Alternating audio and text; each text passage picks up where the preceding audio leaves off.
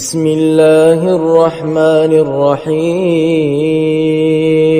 لم يكن الذين كفروا من أهل الكتاب والمشركين منفكين حتى تأتيهم البينة رسول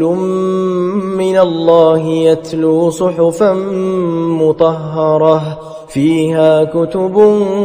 قيمة وما تفرق الذين أوتوا الكتاب إلا من بعد ما جاءتهم البينة وما أمروا إلا ليعبدوا الله مخلصين له الدين حنفاء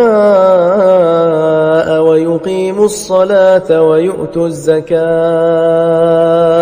وذلك دين القيمة إن الذين كفروا من أهل الكتاب والمشركين في نار جهنم خالدين فيها أولئك